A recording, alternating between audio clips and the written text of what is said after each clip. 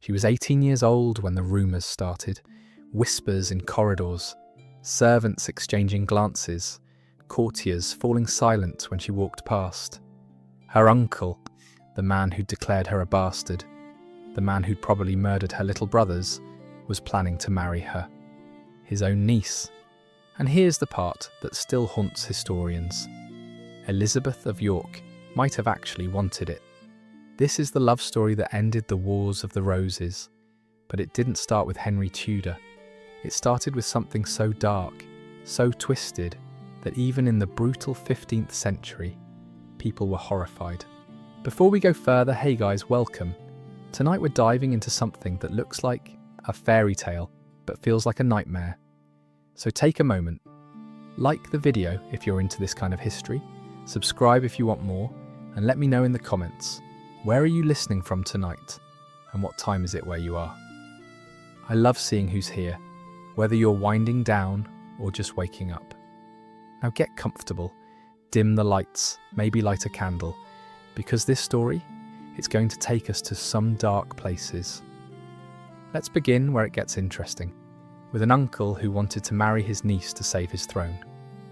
December 1484. Elizabeth of York is 18 years old, living at her uncle's court, wearing gowns he paid for, and everyone is talking about the dress. It's Christmas. The court is celebrating at Westminster Palace. Music, dancing, feasting, and Elizabeth appears wearing a gown that matches Queen Anne's. Richard III's wife, exactly the same fabric, the same cut, the same colour. People notice, because in the 15th century, you don't accidentally match the Queen. Clothing is a language, and this was a statement. But here's what makes it sinister. Queen Anne was dying. Everyone knew it. She was wasting away from what was probably tuberculosis, coughing blood into silk handkerchiefs, growing thinner by the day. And Richard, paranoid, desperate, heirless, was already planning his next move. He needed an heir. His only legitimate son had died the year before. His wife was dying, and sitting right there in his court, wearing a dress that screamed, "I'm the next queen," was his niece, the daughter of Edward IV, the girl who had a better claim to the throne than he did. The rumours exploded. Richard III was going to marry Elizabeth of York. Now let's be clear about what this meant. This wasn't just politically awkward. This was incest. The Catholic Church, the only authority that mattered, forbade marriages between uncles and nieces. You needed a papal dispensation, and even then, it was scandalous. The kind of thing that made bishops clutch their rosaries and whisper about divine punishment. But here's where it gets complicated. Some historians think Elizabeth wanted it. Stay with me. Elizabeth had spent the last year and a half watching her world collapse. Her father dead. Her brothers disappeared, probably murdered. Her family declared bastards. Her mother living in sanctuary, powerless. Every shred of identity, of security, of future, gone. And Elizabeth? She had nothing. No title, no legitimacy, no prospects. She was damaged goods. A bastard daughter of a dead king. Who would marry her now? Some minor nobleman who needed the connection? A merchant's son? Would she end up in a convent, praying away the rest of her life in some cold stone cell? Unless she married Richard. Because if she became queen, even as Richard's wife, even through a marriage that would make people cross themselves, she'd have power again. She'd be royal again. She'd matter. One source, the Croyland Chronicle, written by someone actually at court, says that Elizabeth was vain and ambitious, that she was circulating among nobles, gauging support for the marriage, that she wanted the crown more than she cared about the optics, more than she cared about what her dead brothers might think, more than she cared about anything except survival. But here's what we don't know. Was this Elizabeth's choice, or was she just doing what she had to do to survive? Because let's talk about what her options actually were. Really think about this for a moment. Option 1. Marry Richard. Become queen. Live with the man who probably killed your brothers. Sleep beside him every night. Bear his children. Smile when he touches you. never speak about Edward and Richard, the little boys who used to chase you through palace corridors, who looked up to you, who trusted you to protect them. Option 2, stay powerless, unmarriageable, irrelevant, hope someone takes pity on you. Watch your younger sisters get married off to minor nobles, while you age out of prospects, die in obscurity. Be remembered, if at all, as the bastard daughter who used to be a princess. Option 3. Wait for a stranger named Henry Tudor, a man you've never met, who has no real claim to the throne, who's been living in exile since he was 14, to somehow invade England and somehow win. Which would you choose? The answer isn't easy, and that's what makes this story so haunting. Because on March 16th, 1485, something happened that changed everything. Queen Anne died, and within days, Richard III stood in front of the entire court and made a public denial. He swore before God and witnesses that he had never intended to marry Elizabeth of York, that the rumours were lies, vicious, unfounded lies, that anyone spreading them would be punished, that he was shocked that anyone would suggest such an unholy union. Why the denial? Because his own advisers told him the plan was political suicide, that the people would revolt, that the church would excommunicate him, that it would destroy what little support he had left, that even his most loyal nobles were looking at him sideways, wondering if he'd lost his mind. So Richard backed down, and Elizabeth? She was sent away from court, dismissed, humiliated, rejected. But here's the thing nobody talks about. We have a letter allegedly written by Elizabeth herself to John Howard, Duke of Norfolk. In it, she complains bitterly about the denial. She expresses frustration that the marriage was blocked. She sounds angry, disappointed, like someone who'd been counting on something and had it snatched away. Some historians think it's a forgery, propaganda written later by Henry Tudor's supporters to make her look bad, to suggest she was a Yorkist loyalist who couldn't be trusted. But some think it's real, and if it's real, then Elizabeth of York wanted to marry the man who murdered her brothers. Let that sit with you for a moment. Let yourself feel how twisted that is, how desperate she must have been, how utterly broken the world must have seemed to her, that marrying her uncle, the man who destroyed her family, felt like her best option. Because 4 months later, everything changed again. Henry Tudor invaded England, and Elizabeth's entire future came down to a single battle on a field in Leicestershire. Let's rewind. Because before Henry Tudor could marry Elizabeth, he had to do something insane. Win a throne he had absolutely no right to. Henry Tudor was born on January 28, 1457, in Pembroke Castle, Wales. His mother, Margaret Beaufort, was 13 years old. 13. A child herself, she nearly died giving birth. The labour was so traumatic, so brutal, that she never had another child. Her pelvis was damaged, her body broken. She'd been married off at 12 to a man in his 20s, Edmund Tudor, who got her pregnant and then conveniently died before the baby was born. And Henry? He was tiny, sickly, and born into a family that had exactly zero claim to the English throne. Well, not zero. Technically, his mother was descended from John of Gaunt, a son of Edward III. But here's the catch. That bloodline came through John Beaufort, who was illegitimate, born out of wedlock. Yes, he'd been legitimised later, but Parliament had specifically ruled that this line could never inherit the crown. It was written into law, no Beauforts on the throne, ever. So Henry's claim, legally non-existent. A joke. The kind of claim that made real nobles laugh into their wine. Which is why, for most of his childhood, nobody paid attention to him. His father, Edmund Tudor, died before Henry was born. His mother remarried twice and spent most of her time scheming in the background of English politics, while her son was passed around like an unwanted chess piece, raised by his uncle, then captured by Yorkist forces when he was 5, then held in semi-captivity for years, a political hostage with no real value. He was polite, quiet, intelligent, and utterly powerless, a footnote in someone else's story. And then, in 1471, everything changed. The Lancastrian cause collapsed. Henry VI was murdered in the Tower of London, probably smothered with a pillow.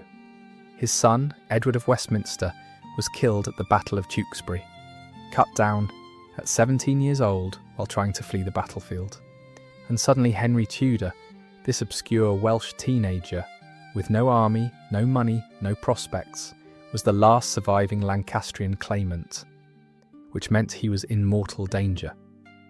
Because Edward IV, the Yorkist king, was hunting down every last Lancastrian, executing them, imprisoning them, making sure there was no one left who could challenge his throne.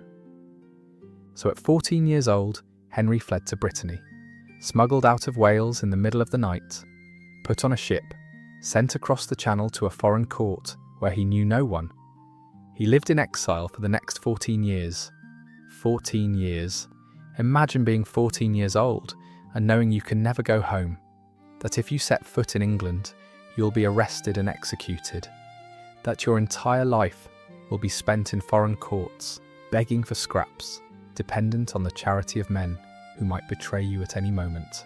Henry had no money, no army, no real support, just a mother who believed, with fanatic certainty, that her son was destined to be king.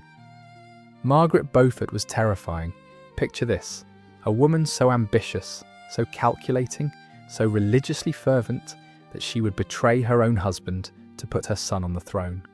She wore a hair shirt under her gowns, a rough, scratchy garment that chafed her skin raw, a form of religious penance. She took a vow of chastity, while still married, forcing her husband to agree that their marriage would be celibate. She spent hours every day in prayer, kneeling on cold stone floors until her knees were bruised and swollen, asking God to make Henry king. And she didn't just pray, she plotted, she wrote letters in code, she bribed servants, she cultivated relationships with disaffected nobles, she whispered in the right ears, planted the right rumours, made the right promises. In 1483, after Richard III took the throne, Margaret reached out to Elizabeth Woodville, Elizabeth of York's mother, who was hiding in sanctuary at Westminster Abbey with her daughters. And Margaret made a proposal. If Elizabeth Woodville would support Henry's invasion, Henry would marry Elizabeth of York. One marriage, two houses united, York and Lancaster together at last. The Wars of the Roses would end, not with blood, but with a wedding. Elizabeth Woodville agreed, not because she loved Henry. She'd never met him. He was just a name, a stranger, an exile, but because her sons were dead, her daughters were bastards, her power was gone. And Henry Tudor was the only option left, the only man who might restore her family's position, the only hope that her daughter might be queen again. So on Christmas Day, 1483, in Rennes Cathedral in Brittany, Henry Tudor knelt before an altar and made a public vow. If he won the throne, he would marry Elizabeth of York. The people in the room, exiled Lancastrians, mercenaries, dreamers, desperate men with nothing to lose, cheered, but nobody actually believed it would happen. Because for Henry to marry Elizabeth, he'd have to do the impossible. He'd have to invade England, defeat Richard III, an experienced warrior king, survive the battle, take the crown. And Henry had never even fought in a war before. He'd spent his entire life reading, praying, waiting. He had no military experience, no reputation for courage. He was a scholar, not a soldier. This should have been a suicide mission. But Henry had one advantage. He had nothing to lose. Before we get to Bosworth, before we get to the battle that decided everything, we need to talk about the thing nobody wants to talk about. The princes in the Tower. Because if you're wondering whether Elizabeth of York ever forgave Henry for what came next, you need to understand what happened to her brothers. You need to understand the specific horror of loving someone and not knowing if they're alive or dead, of hoping against hope, and then realizing, slowly, that hope is just another form of torture. Edward V was 12 years old when his father died. Richard, Duke of York, was 9. They were children, sweet, spoiled, royal children who'd been raised in luxury and probably had no idea how much danger they were in. Elizabeth had helped raise them. She was 17 years older than Richard, 9 years older than Edward. She'd probably changed their swaddling clothes when they were babies, taught them songs, held their hands when they learned to walk, told them stories before bed. They adored her. When Edward IV died in April 1483, young Edward was supposed to become king immediately. He was brought to London from Ludlow Castle, where he'd been living with his tutor. He was installed in the Tower, which at the time was a royal residence, not just a prison. It was traditional for monarchs to stay there before their coronation. Preparations began. Robes were ordered. A crown was sized. The date was set, June 22nd, 1483. But Edward's uncle, Richard of Gloucester, had other plans. Richard declared that Edward IV's marriage to Elizabeth Woodville had been invalid, that Edward had been pre-contracted to another woman, Lady Eleanor Butler, before marrying Elizabeth, that the pre-contract made the marriage null and void, that all their children, including the young king, were bastards. It was legal nonsense. Lady Eleanor Butler had been dead for 20 years. There was no proof of any pre-contract. It was a lie so transparent that even people at the time knew it was garbage. But it worked. Parliament accepted it. The coronation was cancelled. Edward V was deposed before he was ever crowned, and Richard III took the throne. The two boys, Edward and Richard, remained in the Tower. At first, people saw them. They played in the gardens, shooting arrows at targets, running around, being children. Venetian and French ambassadors reported seeing them. They seemed healthy, if confused. And then sometime in the summer of 1483, they disappeared. No announcement, no explanation, no funeral. They were just gone. Rumours spread immediately, whispered in taverns, written in coded letters, murmured in churches after Mass. Richard III had murdered his nephews. And here's the thing, he probably did. In 1674, workmen renovating the Tower of London found a wooden box buried under a staircase in the White Tower.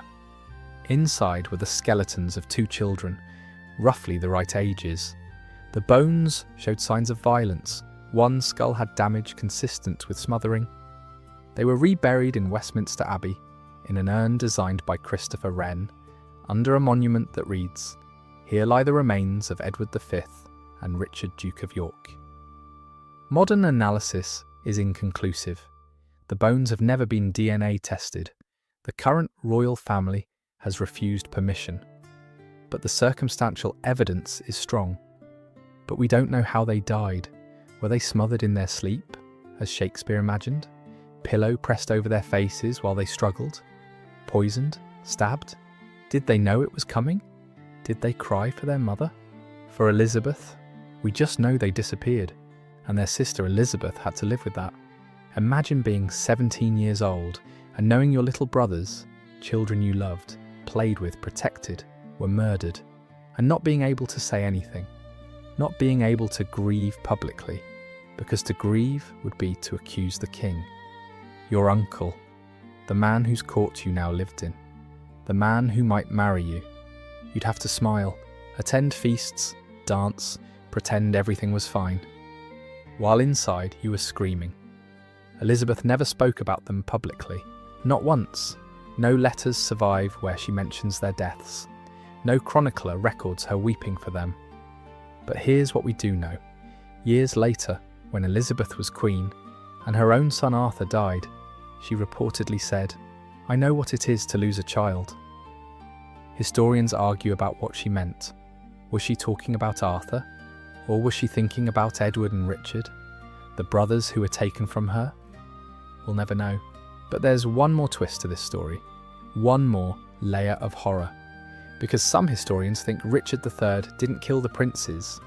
They think Henry VII did. Here's why. If the princes were still alive when Henry invaded, they had a better claim to the throne than he did. Edward V was the rightful king. His illegitimacy was based on Richard's lie, and Henry could have easily reversed it, which meant Henry had a motive to kill them. And here's the damning part. After Henry won the throne, he never produced the boys. Never explained what happened to them. Never even mentioned them. Never used their deaths as propaganda against Richard. Why, if Richard had killed them, wouldn't Henry have paraded that fact? Look at the monster I defeated. He murdered innocent children. God has punished him through my sword. But Henry said nothing, which makes some historians wonder, did Henry find the boys alive in the tower after Bosworth? And did he quietly have them killed to eliminate rivals to his throne? We don't know.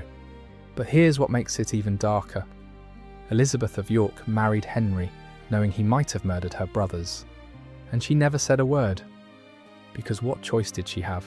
August 22nd, 1485, Bosworth Field, Leicestershire. It's early morning. The ground is wet from rain the night before. Two armies face each other across a marshy field dotted with scrub bushes and boggy patches that could swallow a horse. On one side, King Richard III, experienced, battle-hardened, wearing the crown of England on his helmet so everyone knows who he is. He has the larger army, maybe 8,000 men. He has the high ground. He has the legitimacy of being the anointed king, crowned and consecrated. On the other side, Henry Tudor, aged 28, has never fought in a battle before, has never even trained properly as a knight, leading an army of maybe 5,000 men, half of them French mercenaries who barely speak English, the other half Welsh farmers who signed up because they liked the idea of a Welsh king. This should not be a fair fight, and it isn't, but not for the reasons you'd think, because standing off to the side, watching, waiting, refusing to commit, are two massive wild cards, Lord Thomas Stanley and his brother William Stanley. Lord Stanley is married to Margaret Beaufort, Henry's mother, but he's also been playing both sides, telling Richard he's loyal while secretly funding Henry's invasion. Sending supplies, passing information, hedging his bets. Richard knows this, which is why, the night before the battle, Richard took Stanley's son, Lord Strange, hostage. The message was clear: if Stanley betrays me, his son dies. I'll execute him right here on the battlefield where everyone can watch. So Stanley sits and waits, watching to see which way the battle will go before committing his forces. It's the most cynical kind of politics. Let other men die while you wait to see who wins. The battle begins at dawn. Richard's forces charge down the hill. Henry's forces hold their ground. Men are screaming, hacking at each other with swords and axes, slipping in mud and blood. Horses are screaming, thrashing as they're hamstrung or disemboweled. The noise is deafening, metal on metal, men cursing and praying, the wet thud of weapons hitting flesh. It's chaos, no grand strategy, no clever tactics, just men killing each other in the mud. And then Richard sees something. Henry Tudor, surrounded by only a small bodyguard, exposed on the flank, separated from the main fighting, vulnerable. If Richard can kill Henry, personally, dramatically, in front of everyone, the battle is over. The rebellion dies. The Tudors are finished. England is his. So Richard does something insane. He charges.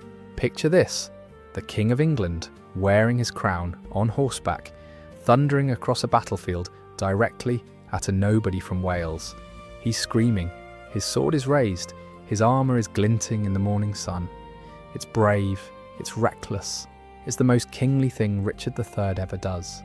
He cuts through Henry's bodyguards like they're made of paper. He kills Henry's standard-bearer, William Brandon, with a single blow. The Tudor banner falls into the mud.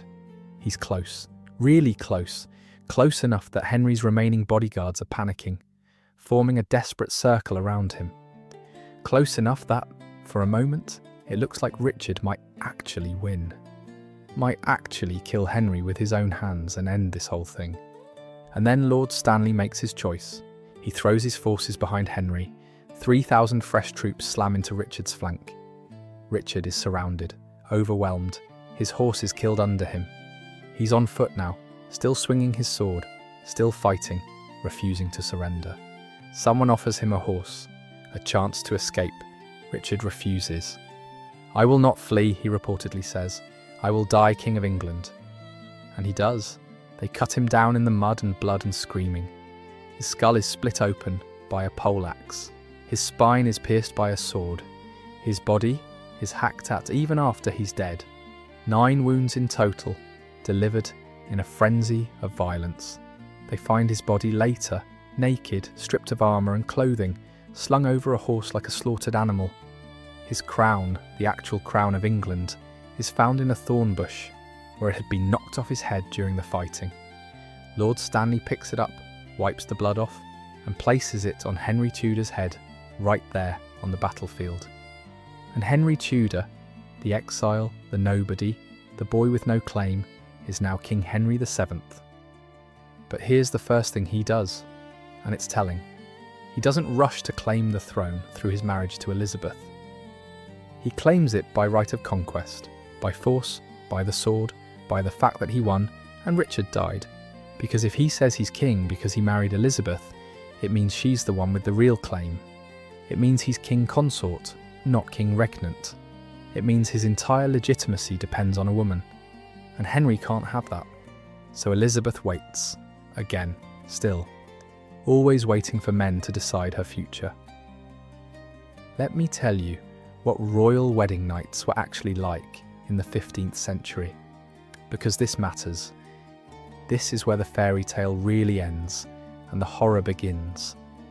After the feast, after the dancing, after the toasts and the blessings, and the endless ceremony, Elizabeth and Henry were escorted to the bridal chamber by a crowd of nobles, clergy, and attendants.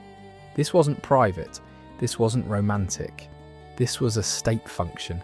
The bed was blessed by a bishop. Holy water was sprinkled on the sheets. Prayers were said for fertility, for sons, for the continuation of the royal line. Elizabeth was undressed by her ladies-in-waiting, not in private, in front of everyone. Her gown was unlaced, her jewellery removed, her hair unpinned and brushed out. She was given a thin linen nightgown and helped into the bed. Then Henry was undressed by his attendants, also in front of everyone. They were both laid in the bed together, side by side, while the crowd watched. More prayers, more blessings. And then, and this is the part that makes modern people deeply uncomfortable, the curtains around the bed were drawn and everyone left. Except they didn't really leave. They waited outside, in the corridor, listening, because the marriage had to be consummated. Tonight, immediately. And there had to be proof. In the morning the sheets would be inspected for blood, for evidence that Elizabeth had been a virgin and that the marriage had been completed. If there was no blood, there would be whispers, doubts, questions about the legitimacy of any future children. So on their wedding night, January 18th, 1486, Elizabeth of York and Henry Tudor, 2 people who'd never had a private conversation, who'd been betrothed by other people, who barely knew each other, were expected to perform. With people waiting outside the door, what did they say to each other? We don't know. But imagine it. You're Elizabeth. You're 19 years old. You've just married a stranger, a man you've met maybe twice, always in public, always surrounded by others. You're lying in bed next to him in the dark. You can hear your own heartbeat. You can hear him breathing. And you know what's expected. You know that if you don't bleed, people will call you a whore, will say you weren't a virgin, will question your children's legitimacy. And you know that this man, this stranger, might have murdered your brothers. How do you do it? How do you let him touch you? The answer is, you do it because you have no choice. Because refusal isn't an option. Because your value as a woman, as a queen, as a human being, depends entirely on your ability to produce heirs.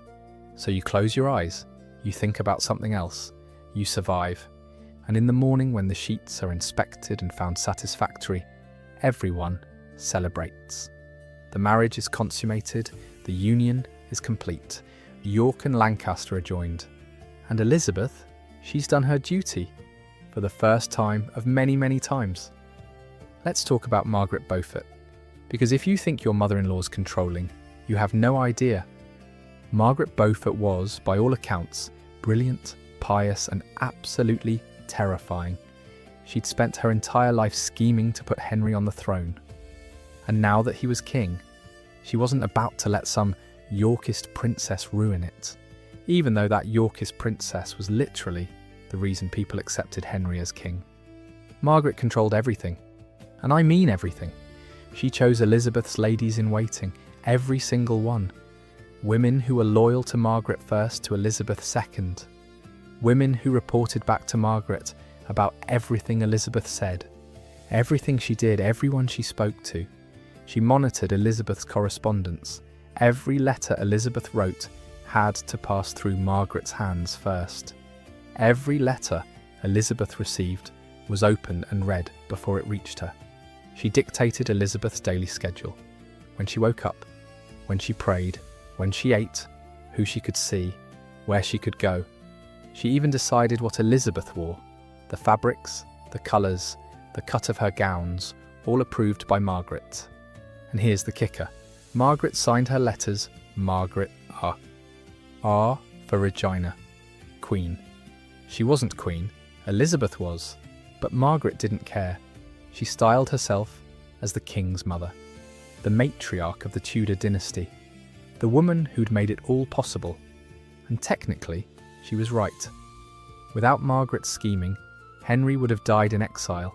Without her plotting, the invasion would never have happened. Without her deal with Elizabeth Woodville, the marriage would never have been proposed.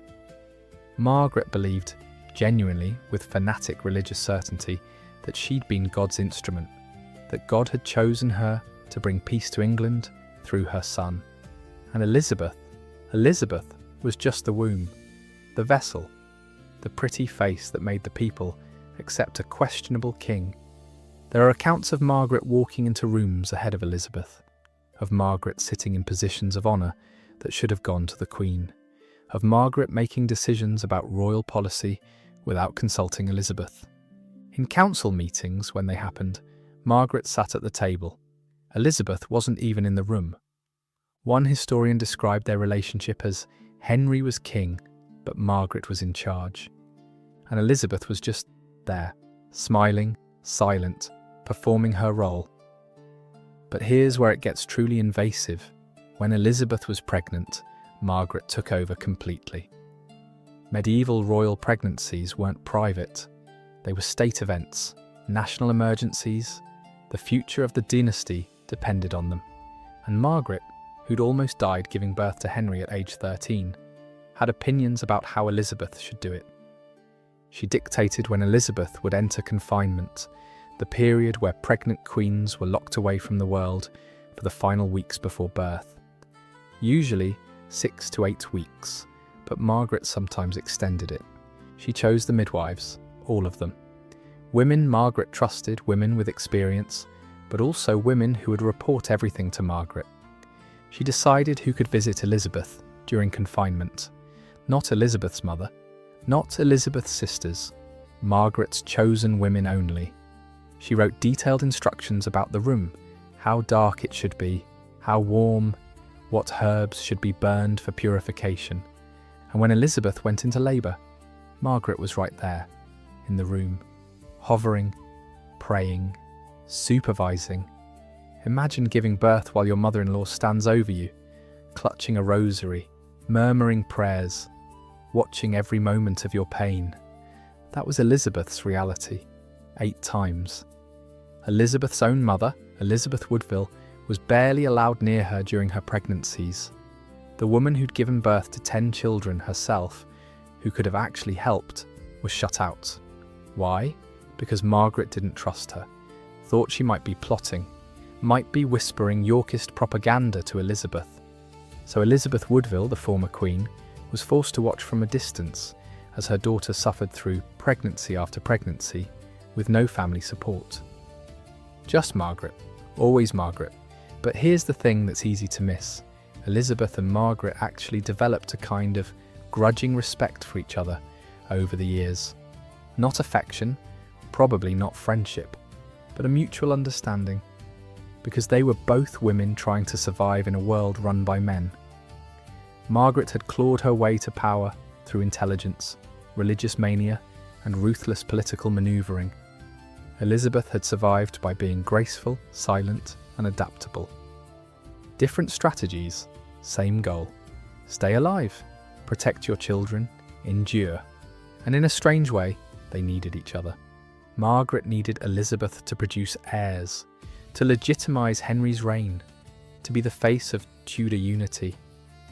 Elizabeth needed Margaret's protection from Yorkist plots, from court intrigue, from the constant threat of being declared illegitimate again. So they coexisted, circling each other like wary cats. But whenever Elizabeth's name appears in official documents, there's a pattern. Elizabeth, by the grace of God, Queen of England, with the counsel of the King's mother, Lady Margaret. Even as Queen, she wasn't free. Even as the woman who'd united two warring houses, she was still controlled by her mother-in-law. And that tells you everything you need to know about what it meant to be a woman in the Tudor court.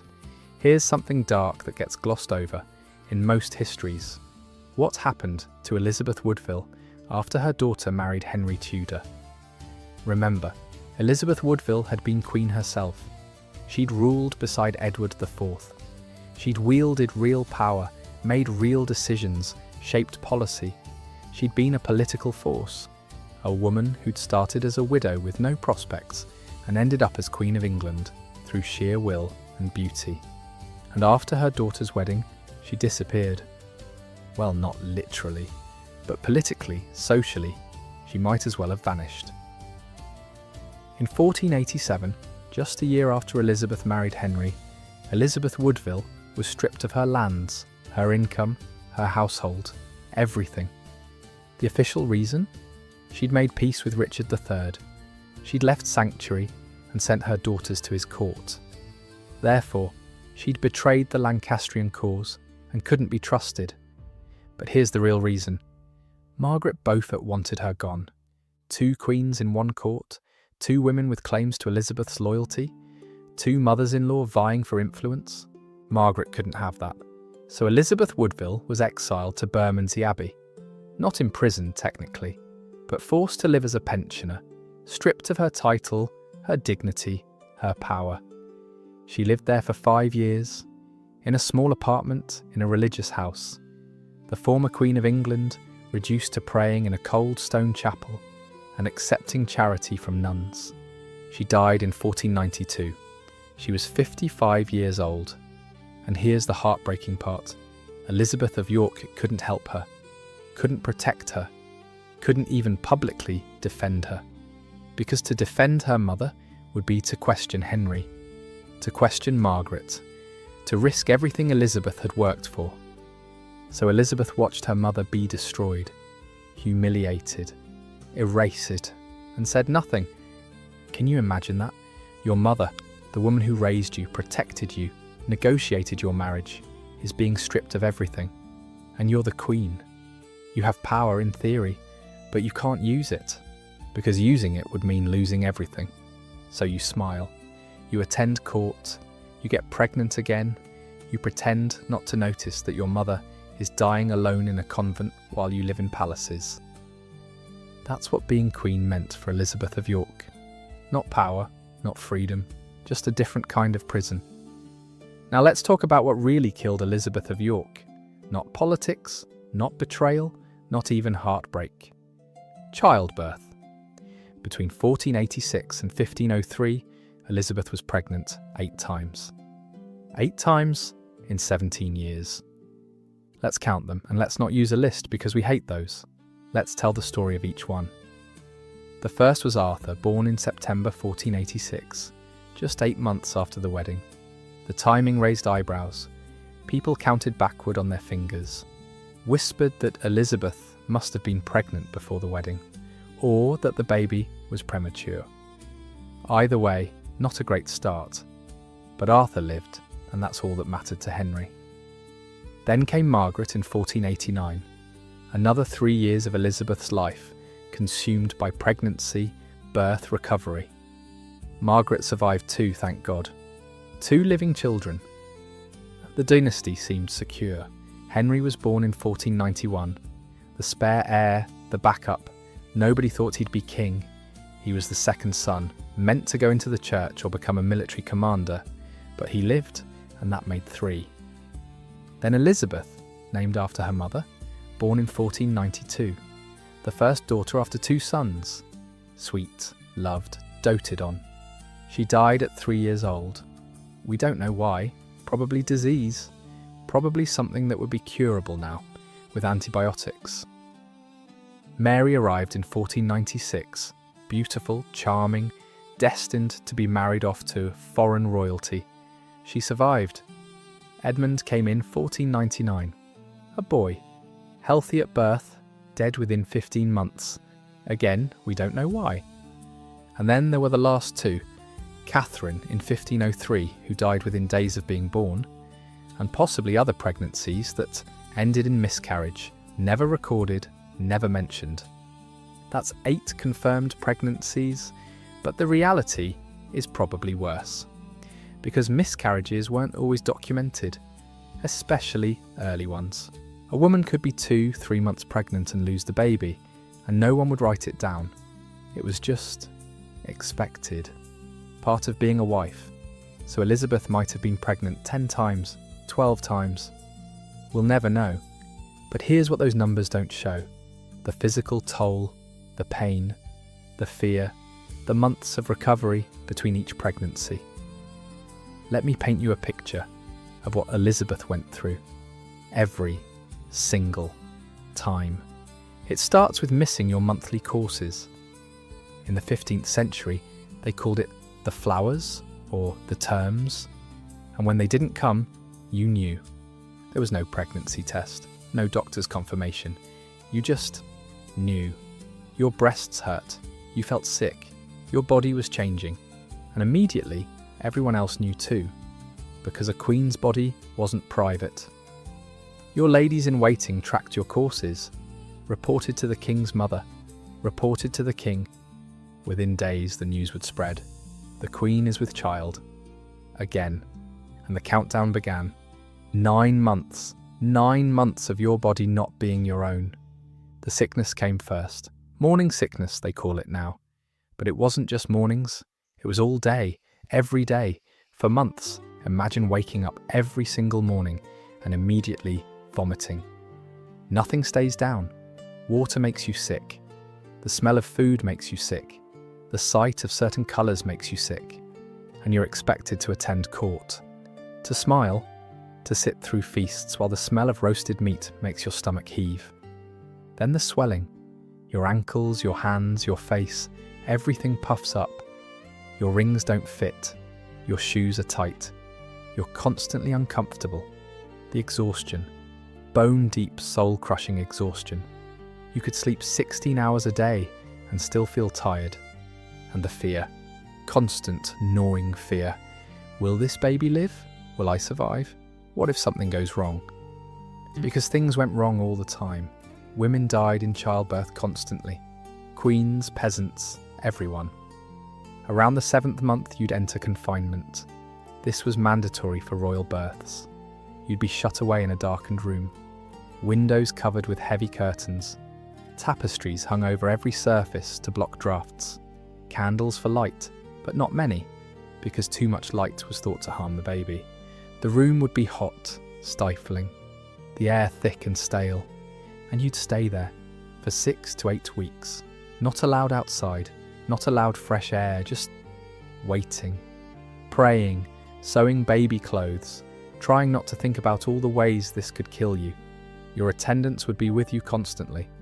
Women only, no men allowed except priests for confession. And Margaret Beaufort, always Margaret, hovering, praying, judging. When labour started, there was no pain relief, no epidural, no gas and air, nothing.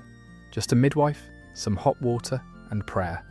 You'd labour on a birthing stool, a special chair with a hole in the seat, while the midwife and her assistants held you upright. Labour could last hours, or days. The pain was indescribable, your body ripping itself apart to expel another human being. Contractions that made you scream, made you curse, made you beg for death. And there was nothing anyone could do except wait. If the baby was in the wrong position, breech, sideways, the midwife might reach inside and try to turn it. Imagine that. A hand inside you, pushing, pulling, while you screamed. If that didn't work, they'd pull the baby out, piece by piece. Literally dismember it inside you to save your life. And if you started hemorrhaging, if the bleeding wouldn't stop, they'd give you wine mixed with herbs, press on your abdomen, stuff cloth inside you to try to slow the bleeding. Mostly, they'd just pray. And if you got childbed fever, an infection from unsanitary conditions, from the midwife's unwashed hands, from bacteria entering during labour, there was nothing they could do. You'd burn with fever, sweat through the sheets, hallucinate. Your body would rot from the inside as the infection spread. And then you'd die. This happened to women all the time, constantly. It was normal. And Elizabeth knew this. She'd attended births, probably held friends' hands while they died. And still, she did it 8 times. Because that was her job, her value, her entire purpose. And each time it got harder. Each time her body was more damaged. Each time the risk was greater. By the time she was pregnant with Catherine, her 8th pregnancy, she was 36 years old, exhausted, broken. Her body had been through 7 previous pregnancies, 7 labours, years of nursing, of recovery, of her body not being her own. And this last one killed her, not immediately. She survived the birth. Catherine was born alive. But 9 days later, the fever came. And Elizabeth of York, Queen of England, mother of the Tudor Dynasty, died in agony. Because she'd done her duty, one too many times. Let's talk about what Elizabeth's actual daily life looks like. Because being queen wasn't about power or luxury. It was about performing a role. Perfectly. Every single day. Elizabeth woke at dawn. Not because she wanted to, but because that's when queens woke. Her ladies-in-waiting would enter her chamber and dress her. She didn't dress herself. Ever. Being dressed was a ritual, a ceremony. First the linen undergarments, chemise, stockings tied with garters, then the layers. The kirtle, a fitted gown that went over the chemise. Then the outer gown, heavy with embroidery, lined with fur if it was winter. The gown would be laced up the back, tight, so tight you could barely breathe, because a proper queen had a tiny waist. Then the headdress. In the 1480s and 90s, English queens wore the gable hood, that distinctive angular headdress you see in portraits. It was heavy, it gave you headaches, and it was worn over a linen cap that covered every strand of hair, jewellery, rings, necklaces, brooches, all chosen by Margaret Beaufort to be appropriate for the day's activities. And then, once you were dressed, a process that could take an hour, you could begin your day. First, Massachusetts, always every morning, no exceptions. Elizabeth would process to the chapel with her ladies, kneel on a cushion, if she was lucky, and attend Mass, sometimes multiple Masses, prayer after prayer in Latin that most people didn't understand. This could take hours. Then breakfast, but not a real breakfast like we'd recognise. Maybe some bread, some weak ale. Eating too much in the morning was seen as gluttony. After breakfast, the business of being queen. This meant receiving petitioners, people who wanted her to intercede with the king on their behalf, women whose husbands had been imprisoned, nobles who needed pardons, people begging for money, for positions, for help. Elizabeth would listen, smile, promise to speak to the king, knowing that most of the time Henry would ignore her requests.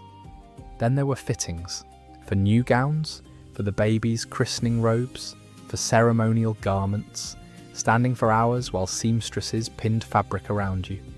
Then embroidery, Queens were expected to be accomplished needlewomen. Elizabeth would sit with her ladies and embroider altar cloths, shirts for Henry, baby gowns. Hour after hour of sitting, stitching, making small talk, pretending to be interested in gossip. Then dinner, the main meal served around midday. This was a public event. Elizabeth would eat on a raised platform while courtiers watched. She couldn't just eat casually. Every movement was scrutinised. And the food?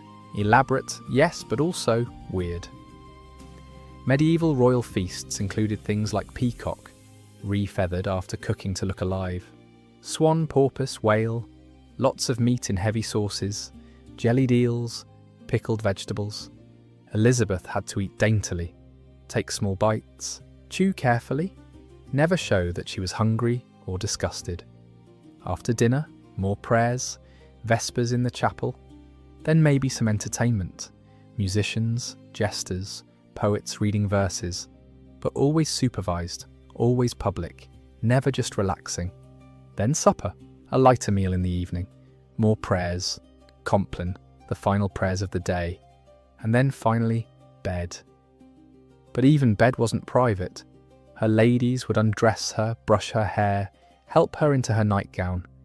Some of them would sleep in her chamber, on pallets on the floor, to attend to her if she needed anything during the night. Elizabeth was never, ever alone. Every moment was watched, every word reported, every action scrutinised, and this was every day, for 17 years. No days off, no vacations, no privacy, just an endless cycle of dressing, praying, smiling, performing. Now here's a question for you. Imagine living like that, never being alone, never making your own choices, every moment of your day dictated by other people. How long do you think you could endure it before you broke? Think about that and let me know in the comments. Because Elizabeth did it for 17 years, and the only time she was truly free was when she was dead. September 20th, 1486, just 8 months after the wedding. Elizabeth gives birth to a son in the early morning hours at Winchester Castle. They name him Arthur. The symbolism is perfect, calculated, deliberate. King Arthur, the legendary British king who united the realm, who pulled the sword from the stone, who represented everything good and noble about England. The once and future king. This baby is meant to be the new Arthur, the king who will heal the wounds of the Wars of the Roses, the living proof that York and Lancaster can create something beautiful together. Henry is ecstatic. He rushes to Elizabeth's chamber, holds the baby, weeps with joy. Margaret Beaufort falls to her knees and thanks God, publicly, dramatically. The kingdom celebrates. Bonfires are lit, bells ring, wine flows in the streets, poets write verses about the birth of the Prince of Wales. But there's one small problem that people whisper about in corners, that gets mentioned in letters written in code. The baby arrived 8 months after the wedding. Not 9, 8, which means either Elizabeth was pregnant before the wedding or the baby was premature. Neither option looks great. If she was pregnant before the wedding, it means she and Henry had been intimate before they were married. Scandalous, yes, but not unheard of. But it would also mean the wedding was rushed because it had to be, that they'd sinned, that the perfect Tudor propaganda, the pure union of two houses, was tainted. If the baby was premature, everyone worried he wouldn't survive. Premature babies in the 15th century rarely did. They were too weak, too small. They caught fevers and died within days. But Arthur survives. He's small, fragile, but he lives. And as he grows, he becomes everything Henry and Elizabeth hoped for. Arthur is intelligent, bookish. He loves learning. He speaks Latin fluently, some French, some Spanish. He studies history, philosophy, theology. He's pious, attending Mass daily, just like his grandmother Margaret taught him. He's polite, well-mannered. He knows how to bow, how to address nobles, how to conduct himself at court. And he's being prepared from birth to be the perfect king. In 1489, when Arthur is just 3 years old, he's created Prince of Wales. There's a ceremony, a feast, a proclamation. He's the heir, the future. In 1501, when he's 15, he's married to Catherine of Aragon, a Spanish princess. The wedding is lavish. Weeks of celebrations, tournaments, feasts. The kingdom is united in joy. Catherine is 16, beautiful, educated, pious. The daughter of Ferdinand and Isabella of Spain. The marriage cements an alliance with the most powerful Catholic kingdom in Europe. It's perfect, except for one thing. Arthur is sickly. He always has been.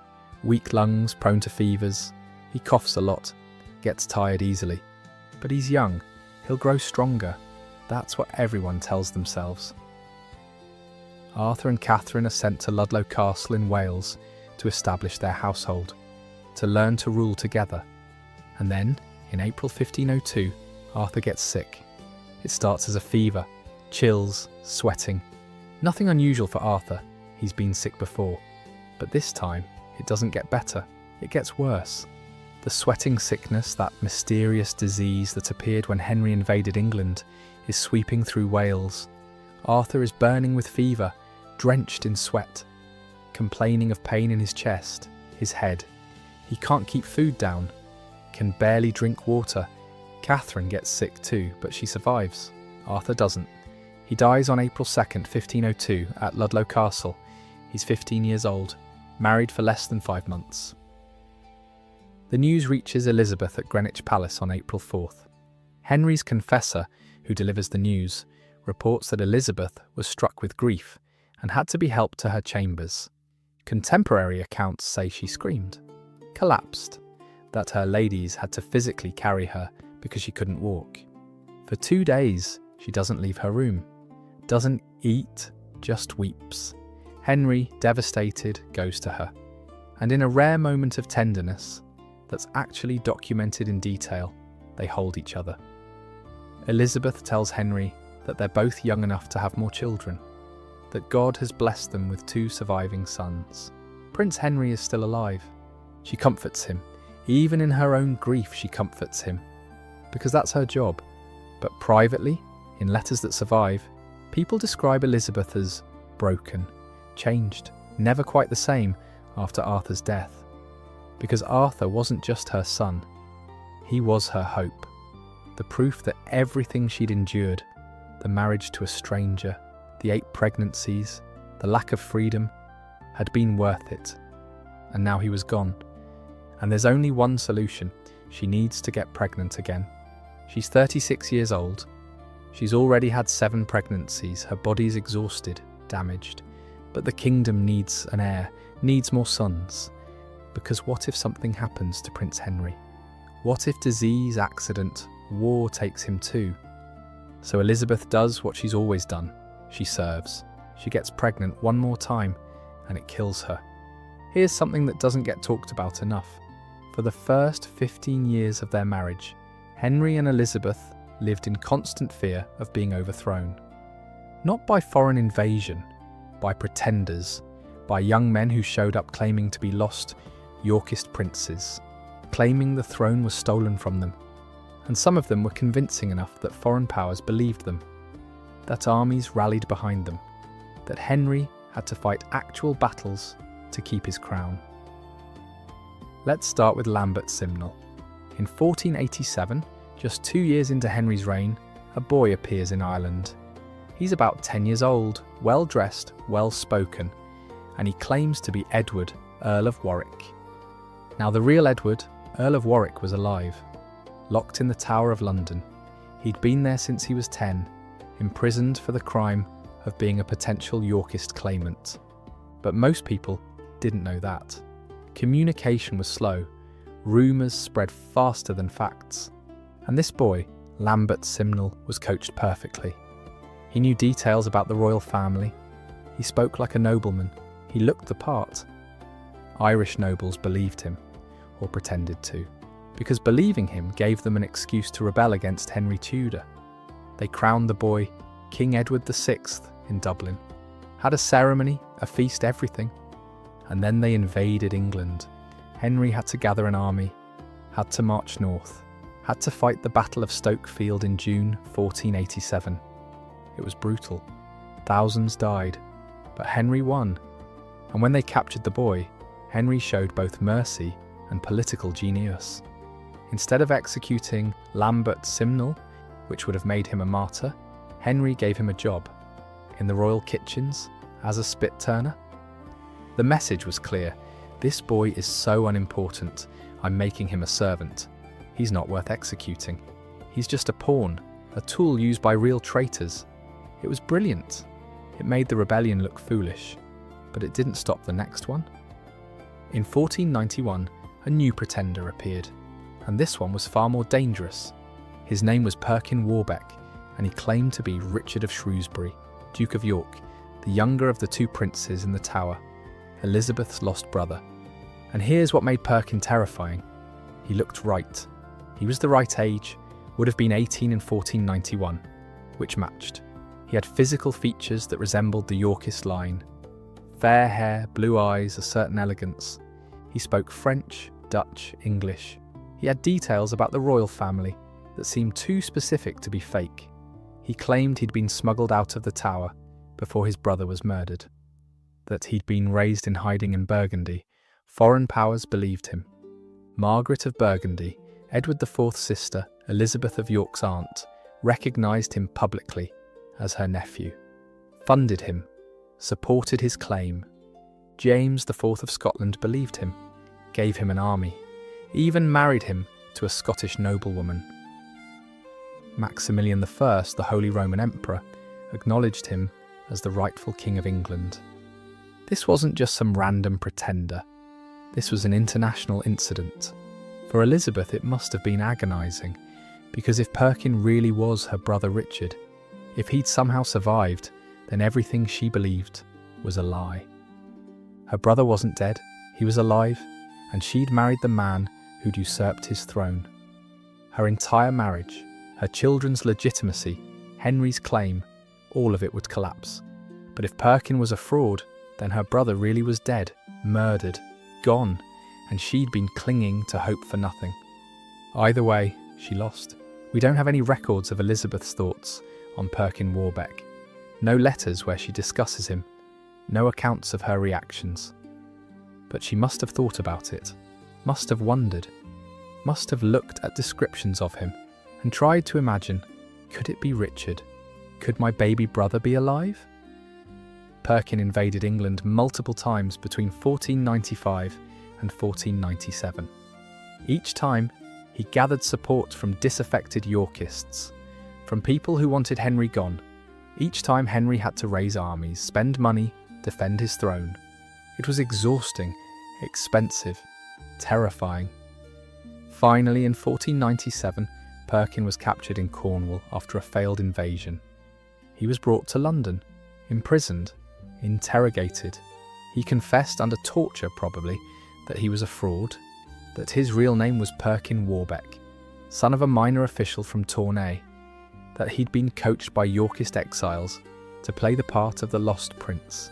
Henry paraded him through London, made him read his confession publicly, humiliated him. But he didn't execute him, not yet. Instead, Perkin was kept at court, under guard but treated relatively well, almost like a guest. Why? Because executing him would make him a martyr, would make people wonder if Henry had killed him to hide the truth. But in 1499, Perkin tried to escape.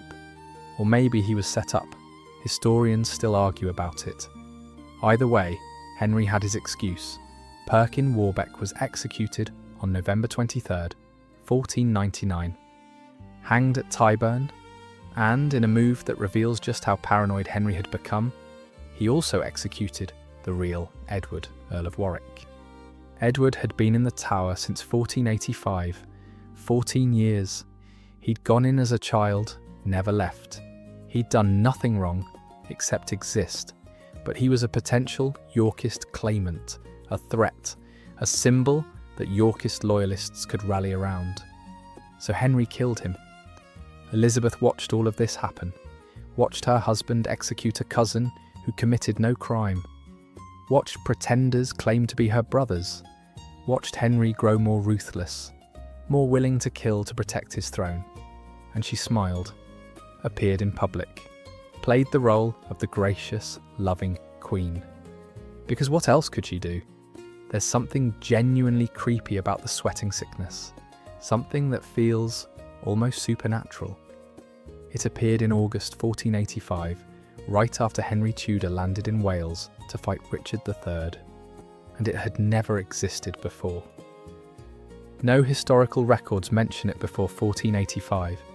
No similar disease in England or France or anywhere. It just appeared with Henry, and it killed quickly, terrifyingly quickly. You'd be fine in the morning. By evening, you'd be dead. It started with chills, then sudden violent sweating. You'd be drenched, your clothes soaked through, sweat pouring off you. Then came the fever, burning hot, your heart racing, pain in your head, your chest, your limbs. Most people died within hours, some within 24 hours. A lucky few survived if they made it past the first day. And there was no treatment, no cure, nothing that worked. Doctors tried bleeding, purging, herbal remedies, prayer. Nothing helped. The disease swept through Henry's army first, killing soldiers, camp followers, anyone close to him. Then it hit London. Thousands died. The streets were full of bodies, entire families wiped out overnight. And people whispered, "This is God's judgment. This is punishment for accepting a usurper. This is a curse." Some said Henry had brought it from France, that it was a French disease, a foreign plague brought by a foreign king. Others said it was sent by God to punish England for the Wars of the Roses, for the bloodshed, for the broken oaths. Modern historians think it might have been a hantavirus, spread by rodents, or maybe a form of influenza, or something else entirely that's now extinct. But whatever it was, it became associated with the Tudor Dynasty. It came and went in waves, 1485, then again in 1508, then 1517, then 1528, and finally 1551. Each time it killed indiscriminately, rich, poor, young, old. Nobles died in their beds, peasants died in the fields. Arthur, Elizabeth's golden boy, probably died from it in 1502. The symptoms match: sudden onset, fever, sweating, death within days. And living through those outbreaks must have been absolutely terrifying. Because you couldn't predict it, you couldn't prevent it. One day you'd be fine, and the next day you'd be dying. Elizabeth lived through at least 3 major outbreaks, watched friends die, watched servants die, watched her son die. And every time someone got sick, every fever, every cough, she had to wonder, is this it? Is this the sweating sickness? Will I be next? Will my children? That kind of constant, low-level terror changes you. It makes every day feel uncertain, every goodbye potentially final. It makes you religious, makes you pray more, go to mass more, give more to charity. Because maybe, just maybe, God will spare you. And it makes you wonder, if you're going to die anyway, what's the point of pretending to be happy? Elizabeth of York's last day alive was her birthday. February 11th, 1503. She turned 37.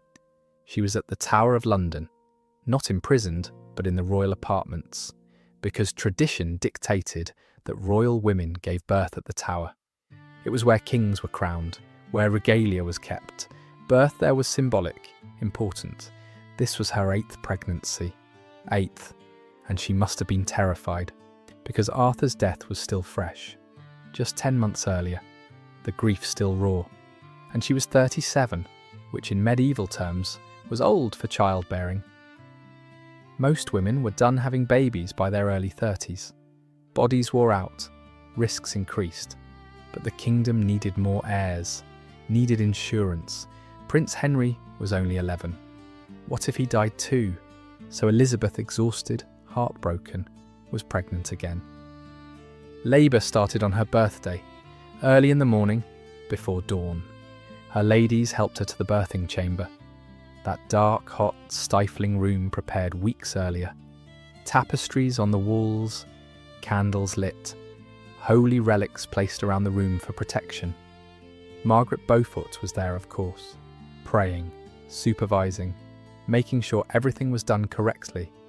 The midwives prepared their tools, hot water, linen cloths, prayers. We don't know how long Elizabeth laboured, hours certainly, maybe a full day, but eventually the baby came.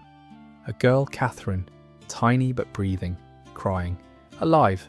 Elizabeth must have felt relief. It's over. I survived. Again.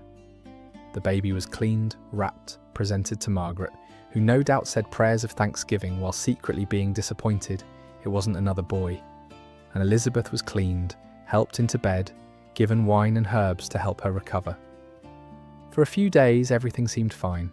The baby was nursing. Elizabeth was weak but recovering. And then the fever started. Medieval doctors called it childbed fever. We call it puerperal sepsis, a bacterial infection that enters through the birth canal, spreads through the uterus into the bloodstream. It was common, one of the leading causes of death for women in childbirth. And there was no treatment. Elizabeth started burning with fever. She was drenched in sweat, shaking with chills. The pain was excruciating, her abdomen cramping, infected tissue rotting inside her. The doctors tried everything they knew: bloodletting, herbal poultices, prayers, relics. Nothing worked. For 9 days she lingered, drifting in and out of consciousness, delirious with fever, in pain. Henry came to see her. Accounts say he wept at her bedside, held her hand, begged her not to leave him. But there was nothing anyone could do. On February 11th, 1503, her 37th birthday, 9 days after giving birth, Elizabeth of York died. Her last moments aren't recorded. We don't know if she was conscious, if she said anything, if she thought about her children, her dead brothers, her mother, her life.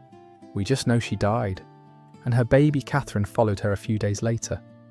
Henry VII didn't handle Elizabeth's death well.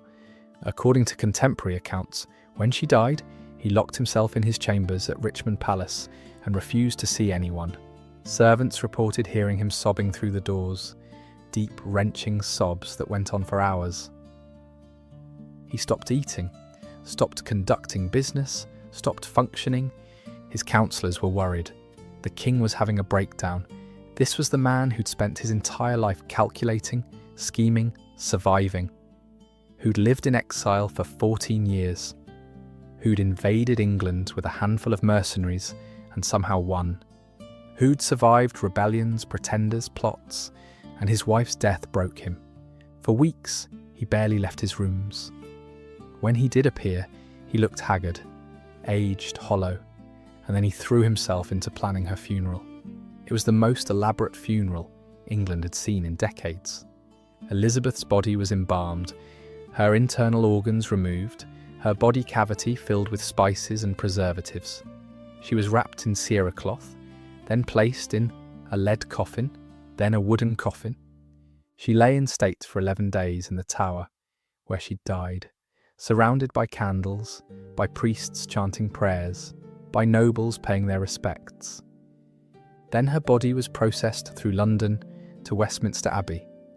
The streets were lined with mourners, thousands of them, people genuinely grieving for a queen they'd loved.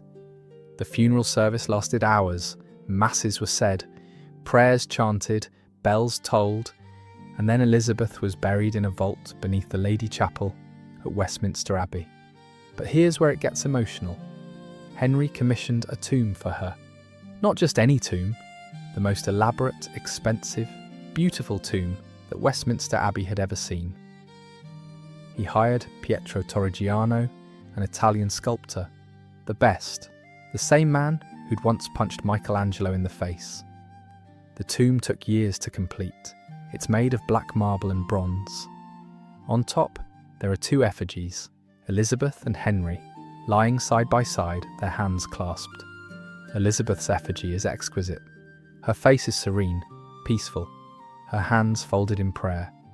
She's wearing a crown, royal robes, her hair loose around her shoulders. Every detail is perfect. The folds in her gown, the delicate features of her face, the rings on her fingers. It's one of the most beautiful pieces of Renaissance sculpture in England.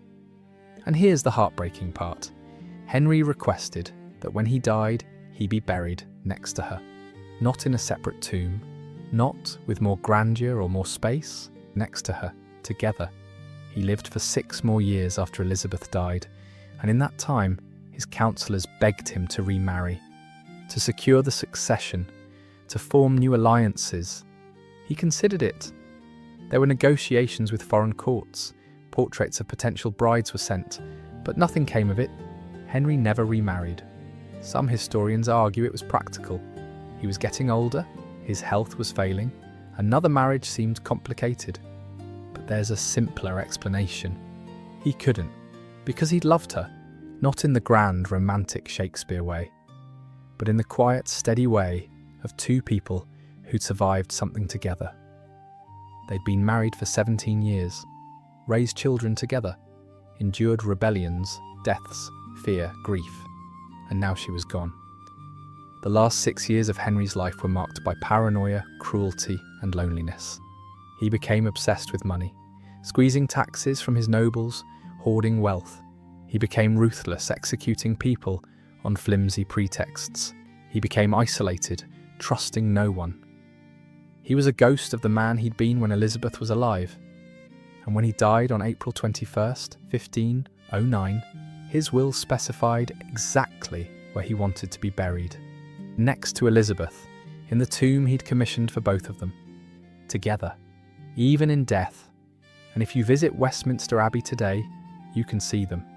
Their effigies lying side by side, hands clasped, united in death as they were in life. It's beautiful, and it's heartbreaking, because it shows that despite everything, the political marriage, the lack of choice, the duty, the suffering, something real had grown between them. Something that couldn't be defined in treaties or contracts. Something that looked, in the end, a lot like love. So what's Elizabeth of York's legacy? On the surface, it's complicated.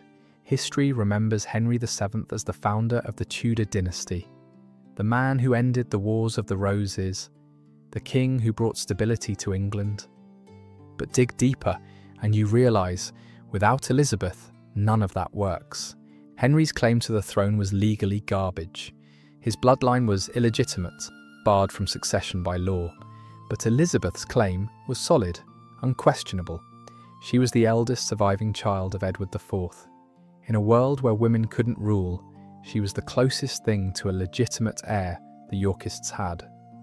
Her marriage to Henry was what made people accept his kingship. Not his victory at Bosworth, not his political manoeuvring.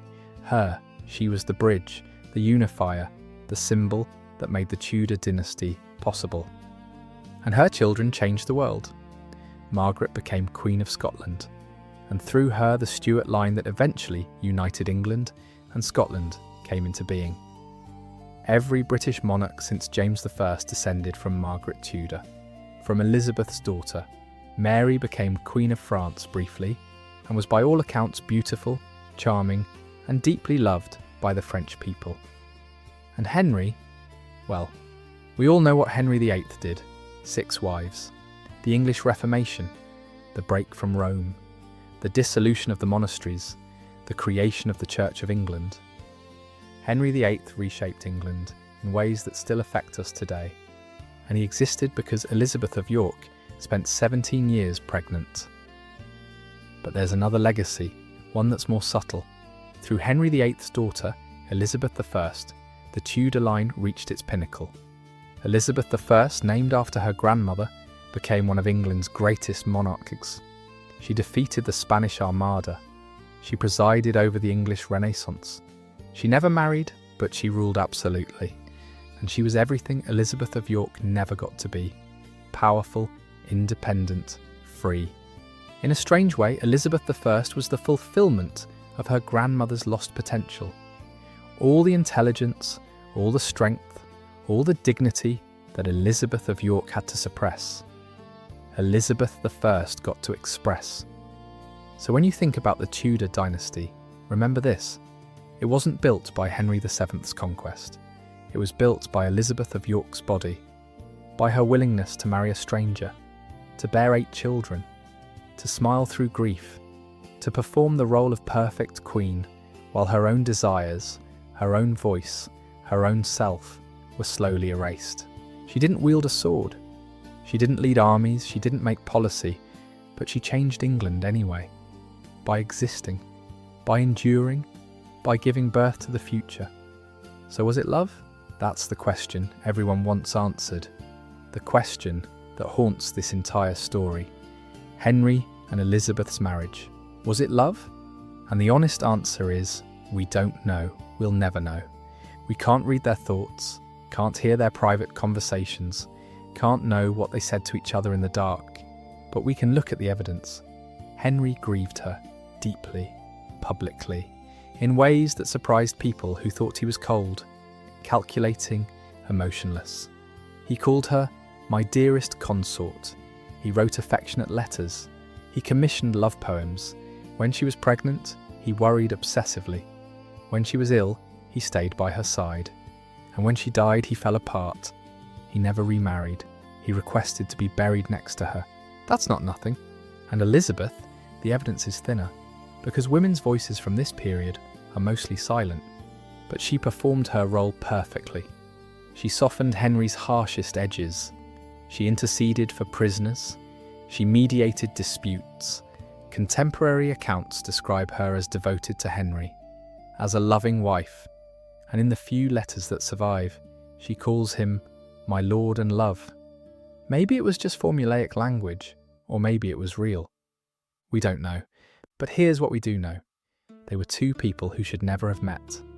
A Yorkist princess and a Lancastrian exile, born enemies.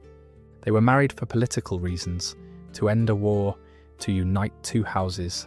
They had no say in the match, no choice, no courtship, and yet they built something together. Not a perfect marriage, not a fairy tale, not the kind of love story that gets told in songs, but a partnership. A relationship built on compromise, on survival, on showing up for each other day after day, even when it was hard. They raised children together, 7 living children who grew up knowing their parents worked as a team. They endured rebellions together, pretenders claiming their throne, foreign threats, domestic plots. They survived the sweating sickness outbreaks together, the deaths of children together, the constant fear together. And somewhere in all of that, in the shared meals, the card games, the quiet moments between public performances, they built something real. Maybe not passion, maybe not romance, but respect, trust, affection, and maybe in the end, that's what love actually is. Not the fireworks at the beginning, not the dramatic gestures, but the choice to stay, to keep choosing each other, to build a life together, even when circumstances are impossible. Elizabeth didn't get to choose Henry at first, but she could have made his life miserable, could have been cold, distant, uncooperative. Instead, she chose every day to be his partner. And Henry chose her too, chose to trust her, to rely on her, to grieve her when she was gone. So yes, it was a love story, just not the kind they write in fairy tales. It was a love story written in compromise, in survival, in 2 people doing their best in an impossible situation. And that, more than any grand romance, is what endures. So tonight, as you drift off, think about Elizabeth of York. Not as a symbol, not as a footnote in someone else's story, but as a woman. A woman who was 17 when her world collapsed, who was 18 when rumours said her uncle wanted to marry her, who was 19 when she married a stranger, who spent 17 years pregnant, in pain performing a role, who buried her brothers, her mother, her children, who smiled through it all, who never got to rule England, but who made it possible for her children and grandchildren to do so. She didn't end the wars of the roses with violence. She ended them with grace, with her willingness to marry the enemy, to build a bridge where there had been only bloodshed. She wore the crown, but she was never just a queen. She was the foundation, the bridge, the reason it all worked, and maybe that's the most powerful legacy of all. Not ruling, but making it possible for others to rule. Not fighting, but choosing peace. Not speaking, but changing everything through silence. Elizabeth of York lived quietly, died young, left almost no written words behind. But her legacy echoes through centuries. Every time you hear about the Tudor dynasty, remember, it started with her. Every time you hear about Elizabeth I, remember, she was named after her grandmother. Every time you think about the end of the Wars of the Roses, remember, it ended because a Yorkist princess married a Lancastrian exile and chose every day to make it work. That's Elizabeth's story, and it's more powerful than any fairy tale. Sleep well. Thank you for listening, and remember, like, subscribe, and let me know where you're from in the comments. Sweet dreams.